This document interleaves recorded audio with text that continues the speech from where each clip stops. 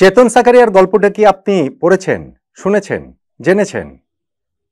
ভীষণ রকম মন খারাপ করে দেওয়া একটা গল্প। ভাবা যায় ভারতের এই বাঁহাতি পেস বোলার বছর দুয়েক আগেও আইপিএল দলের স্ট্রাইক বোলার ছিলেন, আর এখন তিনি নেট বোলার। তার দাম যেখানে উঠে গিয়েছিল 4,20,00,000 রুপি, এখন সেখানে নেট বোলারের দায়িত্ব পালন করছেন মাত্র 2,00,000 রুপিতে। অথচ এমন তো নয় যে ক্যারিয়ারের শেষ প্রান্তে তিনি চলে এসেছেন, মাত্রই 27 বছর বয়স। কিন্তু এইরকম ট্র্যাজিক একটা ক্যারিয়ার হয়ে গেল চেতন সাকারিয়ার, মন খারাপ হতে আসলে বাধ্য। তবে পুরো গল্পটাতে শিক্ষারও অনেক কিছু রয়েছে। ভারতীয় ক্রিকেটটা কোথায়, বাংলাদেশের ক্রিকেটটা কোথায়, সেটা বোঝারও রয়েছে। আইপিএল এর সঙ্গে বিপিএল কে মেলানোর দুঃসাহস কেউই করব না, কিন্তু দুইটা লিগ যে আসলে কত কত ডিফারেন্স চেতন সাকারিয়ার গল্পটা দিয়ে সেটা বোধহয় আরো একবার আমার সামনে অন্তত পক্ষে সেটা আরো স্পষ্ট হয়েছে। এই জন্যই এটা আপনাদের সঙ্গে শেয়ার করছি। দেখুন, চেতন সাকারিয়ার কথা আপনার মনে থাকার কথা, যদি আপনি ক্রিকেটটাকে সেভাবে ফলো করেন, ন্যূনতম ফলো করেন। ওই যে 2021 সালের আইপিএল এ রাজস্থান রয়্যালসে আমাদের মুস্তাফিজুর রহমান খেলেছিলেন, সেই মুস্তাফিজুর রহমানের সাথে আরেকজন বাঁহাতি পেস বোলার ভারতের চেতন সাকারিয়া। এই মুস্তাফিজ এবং সাকারিয়ার পার্টনারশিপটা খুব জমে উঠেছিল। দুইজনই সিজনে 14 ম্যাচে 14টা করে উইকেট পেয়েছেন, ফলে আমাদের আসলে সাকারিয়াকে মনে না থাকার কোনো কারণ নেই। এর পরপরই তার ভারত জাতীয় দলের হয়ে ডেবু হয়ে গেল শ্রীলঙ্কার বিপক্ষে ওয়ানডে এবং টি20 সিরিজে। ভারত সেটাতে একটা মানে নতুনদের নিয়ে দল তৈরি করেছিল, বেশিরভাগ নতুন ক্রিকেটার শিখর ধাওয়ানের নেতৃত্বে।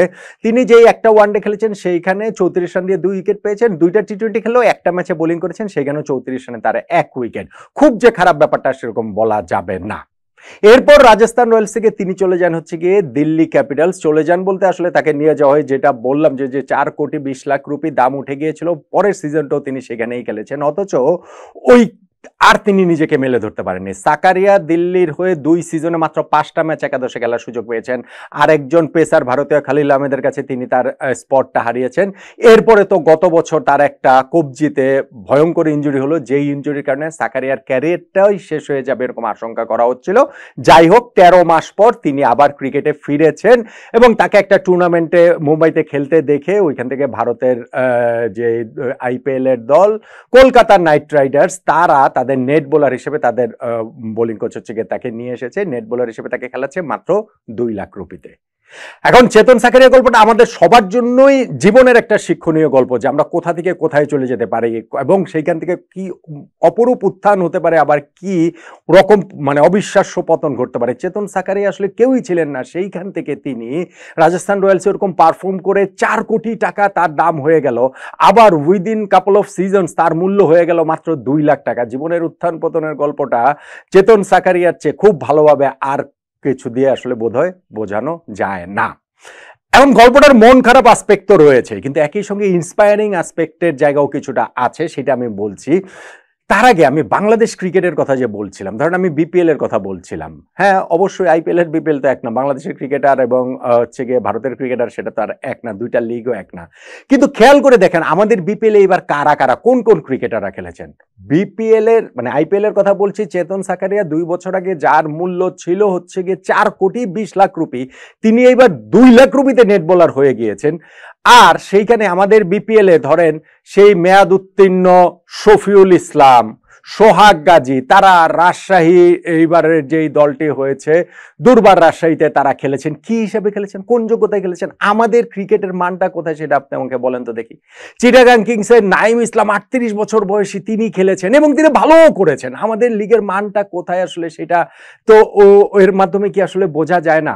এরকম বেশ কিছু ক্রিকেটার আমাদের এইবারের লিগটাতে, আমি একদম কাউকে সিঙ্গেল আউট করছি না, বলছি না যে তিনি খেলতে পারবেন না, কেন, পারফর্ম করলে তো অবশ্যই খেলতে পারবেন, সেটা তো রয়েছে। কিন্তু আমি বলছি যে দুইটা দেশের মানে ফ্র্যাঞ্চাইজি লিগের মানের পার্থক্য কতটা, যে সাকারিয়ার মতো ক্রিকেটার তিনি এভাবে হচ্ছে গিয়ে কক্ষচ্যুত হয়ে গেলে 4 কোটি টাকা থেকে 2,00,000 টাকায় নেমে আসেন, আর আমাদের সোহাগ গাজী, শফিউল ইসলামরা এখনো বিপিএল এ খেলে যান প্রবল দাপটের সঙ্গে।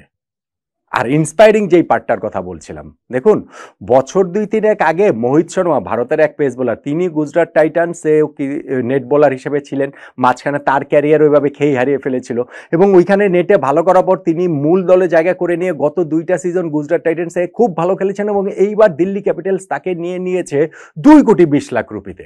সো আপনার কামব্যাক করার একটা জায়গা সবসময় থাকে যদি আপনি পারফর্ম করতে পারেন, যদি আপনি নিজেকে মেলে ধরতে পারেন। চেতন সাকারিয়ার সামনেও সেই সুযোগটা রয়েছে।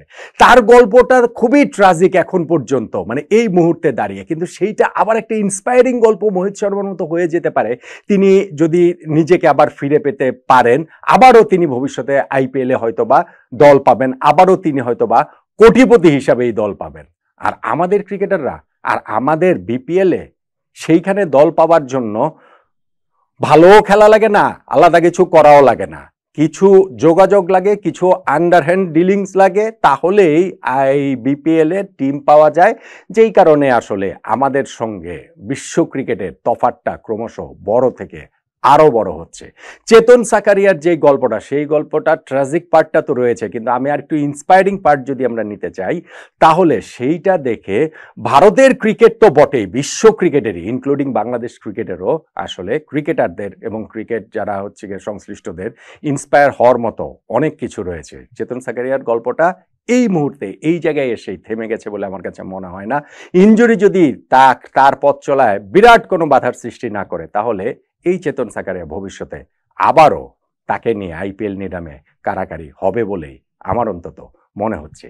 কিন্তু প্রশ্নের যে জায়গা, চেতন সাকারিয়ার এই গল্পটা থেকে আমরা শিক্ষাটা কি নেব, আমরা কি ইন্সপায়ার হব বলেন তো?